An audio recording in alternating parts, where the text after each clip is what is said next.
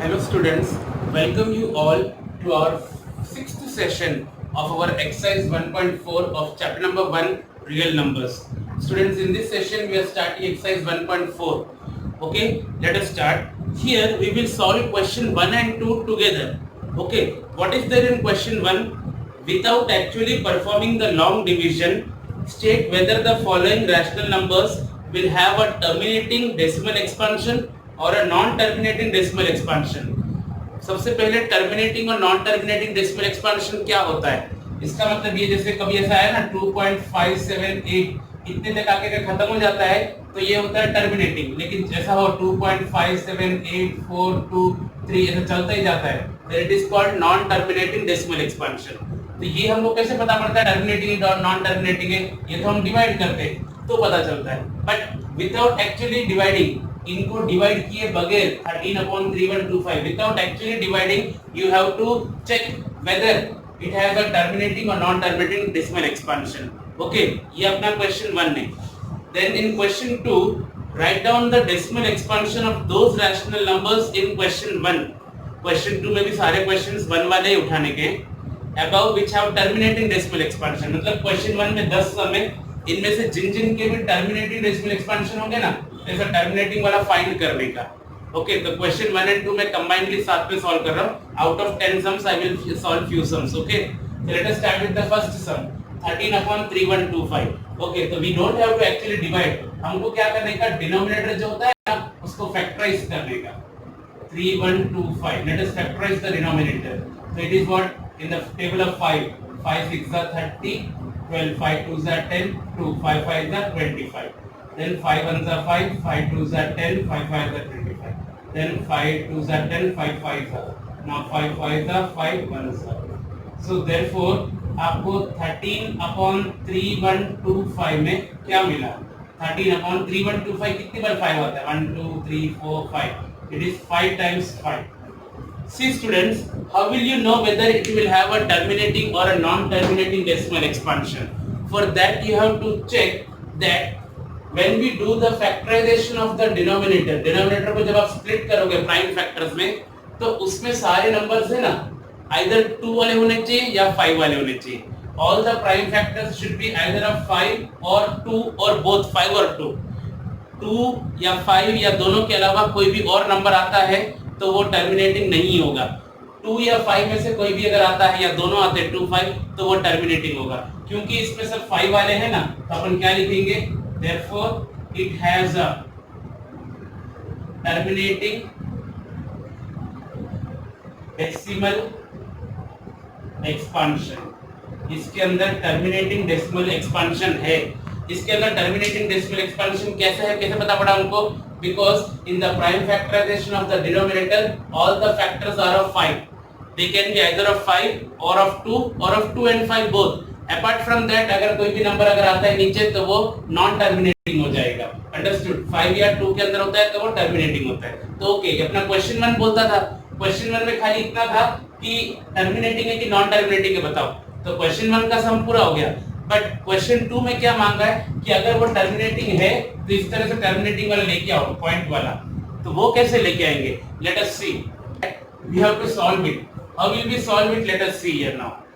तो let us write now this 13/3125 is equals to what? 13/5 तो यहाँ पर 5 का कितना पावर है? 5 पावर है. तो बाजू में आपको ना उतना ही 2 का पावर 5 मल्टीप्लाई करने का. जितना 5 का पावर होता है उतना ही 2 का पावर मल्टीप्लाई करो. तो नीचे किया है तो आप ऊपर भी मल्टीप्लाई करोगे. अंडरस्टूड? तो 2 का पावर 5 और 2 का पावर 5 तो ये हो गया 13 into 2 का पावर 5 कितना होता है? 32. 2 का power 5, 2 2s are 4, 4 2s are 8, 8 2s are 16, 16 2s are 32. Okay, upon अब ये क्या है? 5 का पावर 5 और 2 का पावर 5. तो इसको मैं ऐसे लिख सकता हूँ 5 into 2 का होल पावर 5. दोनों के ऊपर पावर 5 है तो 5 into 2 का whole power 5. Now let us multiply 32 and 13. 3 2s are 6, 3 3s are 9, 2 1s are 2, 3 1s are 3, 6 11, 416. It is 416 upon 5 into 2 कितना होता है? 10 का पावर 5. ओके, तो how will you write 416 upon 10 का पावर 5 मतलब 1 2 3 4 5 0. Understood? So therefore what you will get? 13 upon 3125 is equals to 416 के नीचे कितने 5 जीरो है ना, तो 5 जीरो का भी हम डेसिमल लगाएंगे तो 3 जीरो तो 3 नंबर के आगे, तो इसका आंसर कितना आएगा 0.00416। देखो 1 2 3 4 5, 1 2 3 4 5 के लिए 5 जीरो है तो और 2 जीरो यहाँ पे आ जाएंगे, उसके आगे पॉइंट लगेगा। In this way you have to convert it into decimal expansion. Understood students? तो यहाँ पे हम question 1 और question 2 दोनों साथ में कर रहे हैं। In question 1 they are just asking that check whether it has a terminating decimal expansion or non-terminating decimal expansion. And in question 2 they are telling कि अगर terminating है तो उसको find करके दिखाओ, नहीं है तो छोड़ दो, है तो find करके दिखाने का, तो है तो इस तरह से आपको find करने का। Okay students? Now let us start with our next second sum 17 upon 8. तो डिनोमिनेटर का factorisation 2 4s are 8, 2 2s are 4, 2 1s are 2. So therefore 17 upon 8 का मतलब क्या है 17 upon 2 कितनी बार है 3 बार है 2 क्यूब। तो since the denominator is of which form 2, सारे 2 के अंदर है तो therefore it has a terminating, मैं शॉर्ट में लिख रहा हूँ terminating decimal expansion. Okay, now how will you find its terminating decimal expansion? So let us write here 17 upon 8 equals to 17 upon 2 cube. अब यहाँ पे जितने 2 है उतने क्या होने चाहिए 5 भी होने चाहिए। ओके तो क्या कर देंगे उतने 5 क्यूब इधर लगाया तो 5 क्यूब ऊपर भी लगाना पड़ेगा। Are you getting students? Since it is 2 cube so you have multiplied 5 cube here, so we have to multiply 5 cube in the numerator also. Now it is equals to 17 into 5 cube is 125 upon it is 2 into 5 whole cube. Since they both have same power, we can write 2 into 5 whole cube. So it is equals to 125 को 17 से multiply करते हैं. So it is 7 5s are 35, 7 2s are 14, 15, 16, 17. Then 7 1s are 7, 8. Then it is 5 1s are 5, 2 1s are 2, 1 1s are 9, 10, 11, 2 1 2 5. 2 1 2 5 upon 10 का power 3. 2125 upon 10 to the power 3 is how much? 1000. Okay, now it is 3 zeros. So 1, 2, 3. 3 number is point. Therefore 17 upon 8 is equals to 2.125. Okay students? Now let us start with the third sum. 64 upon 455. So let us factorize 455. Okay, 5 9s are 45, 5 1s are 5. Okay, ये क्या होता है 7 13s are 13 1s are. Okay, so therefore you got 64 upon 455 is equals to 64 upon सब अलग अलग number है 5 into 7 into 13. Now what I told you that your denominator should be of only of the 5 form, सारे 5 वाले या तो सारे 2 वाले या तो 2 और 5 वाले। उसके अलावा अगर कोई भी नंबर आता है तो वो टर्मिनेटिंग नहीं होता है। लेकिन उससे पहले डिसाइड करने से पहले आपको ये चेक करना रहेगा कि क्या ये नंबर ऊपर से कट तो नहीं हो रहे। So we can see that this 7 is not divisible by here 64. Similarly 13 is also not divisible here. मतलब ये 7 और 13 यहाँ पे कट नहीं हो रहे, यहाँ पे दिख रहे। तो क्योंकि डिनोमिनेटर में 7 और 13 दिख रहे, तो therefore it has a non-terminating decimal expansion. I hope you understand students. Okay? ये non-terminating क्यों है? क्योंकि इसमें 2 और 5 के अलावा ऐसा कोई 2 नहीं है, 7 और 13 आ गए, ये सब आ नहीं सकते। Only it should be of the form 2 or 5 or 2 and 5 both. Okay, you cannot get 7 or 13 this type of numbers in the denominator. So it has non-terminating decimal expansion. Now let us start with fourth sum.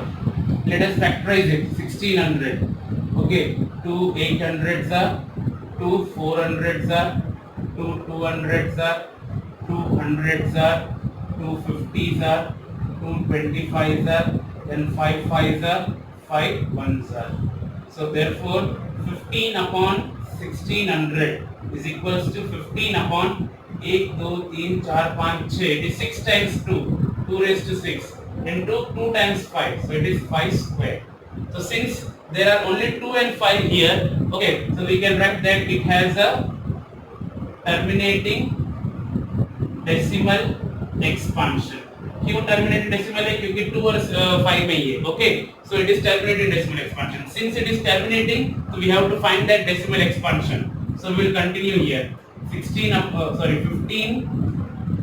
upon 1600 is equals to 15 upon 2 raised to 6 into 5 raised to 2. अब क्या करते हैं students, अगर खाली 2 raised to 6 होता ना नीचे, तो तो हम क्या करते हैं 5:6 और 5:6 मल्टीप्लाई कर देते ऊपर नीचे, अगर खाली 2:6 होता तो। बट 2:6 के बाजू में 5:2 है और हमको बनाना कितना है 5:6 जितना ही बनाने का है, तो उसको 5:6 कैसे बनाएंगे? तो ऑलरेडी 5:2 है तो खाली कितना मल्टीप्लाई करना बाकी रह जाता है 5:4, क्योंकि 2 5 तो है तो और 4 5 देंगे तो 5:6 हो जाएगा। तो क्योंकि हमने 4 5 यहाँ मल्टीप्लाई किया तो ऊपर भी कितना मल्टीप्लाई करना पड़ेगा 4 5:4। I hope students you understood. See here it is already 2:6 into 5:2. जितना 2 का पावर होता है ना उतना 5 का पावर भी होना चाहिए। तो यहाँ पे 2 का 6 पावर है और उधर खाली 2 ही पावर है, तो कितना पावर बच गया 5 का पावर 4 बच गया, क्योंकि 2 और 4 कितना हो जाएगा 5 का पावर 6। तो नीचे 5 का पावर 4 किया तो ऊपर भी 5 का पावर 4 मल्टीप्लाई किया। Okay students, so it is equals to 15 into, now 5:4 means how much? 5 5 are 25, 25 5 are 125, 125 5 are 625, 625 upon, now it is 2:6 into 5:6. Okay students, है ना, क्योंकि 2 और 4 6 हो गए। Now multiply 625 into 15, 5 5 are 25, 5 2 are 10, 11 12, 5 6 are 30, 31, then 5 on the 5, 2 on the 2, 6 on the 6, 5 7 3 9, so it is 9375 upon ये कितना हो गया 2 into 5 10 का पावर 6 हो जाएगा ये। Okay, so it is what now 9375 upon 1 2 3 4 5 6 0 है नीचे। Okay, so therefore 15 upon 1600 is equals to 6 zeros means 6 number का पॉइंट, तो है ही खाली 4 नंबर तो 2 0 extra 0.009375। I hope you understood students. Now students, let us go for 7th sum. The question is 129 upon 2 square into 5:7 into 7:5। तो इसके denominator में already क्या है 2 का पावर 2 है और 5 का पावर 7 है, तो 2 और 5 तो है चलेगा, but there is 7:5 also, means 7 is how many times 5 times, 7 7 7 7 7 5 बार 7 है। ओके, और क्या ये 7 ऊपर वाले से कटता है क्या? नहीं, 129 से 7 डिविजिबल नहीं है। अंडरस्टूड? तो सिंस 7 इज अपीयरिंग हियर, तो हम क्या बोलेंगे? It has a non terminating decimal expansion. Why students it has a non terminating decimal expansion? क्योंकि 2 और 5 वाले तो है, लेकिन साथ-साथ में 7 वाले भी है। ओके, कितने 7 है? 5 7 है, और वो ऊपर वाले से कट हो रहे हैं क्या? नहीं हो रहे, 129 से कट भी नहीं होंगे। So it has a non terminating decimal expansion. Now let us start with sum number 8, 6 upon 15. तो 15 को फैक्टराइज करेंगे, 3 5s are 5 1s are, so 6 upon 15 is equal to 6 upon 3 into 5. तो students you can see that 5 तो है लेकिन साथ साथ में 3 है, तो क्या इसको नॉन टर्मिनेटिंग बोलेंगे? No, it is not non terminating. Why?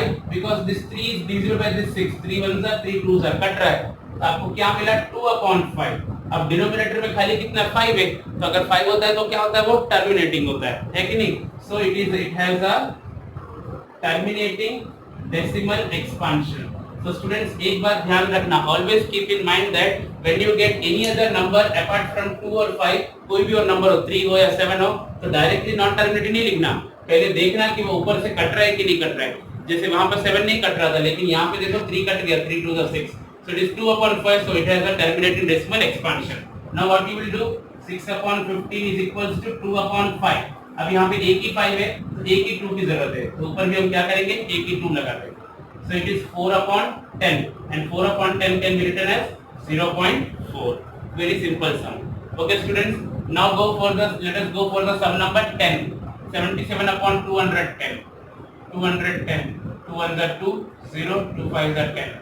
Now 3 3s are 9, 3 5s are 15. Then 5 7s are 7 1s are. So 210 में क्या मिला? Sorry, question पूरा 77 upon 210 is equals to 77 upon 210 is 2 into 3 into 5 into 7.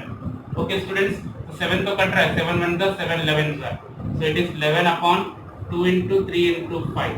Okay, 7 cut गया लेकिन नीचे क्या बच गया? 3। अब ये 3 ऊपर से कटने वाला नहीं है, तो 2 और 5 तो है लेकिन साथ में 3 है, तो 3 होगा तो क्या रहेगा कि अपना?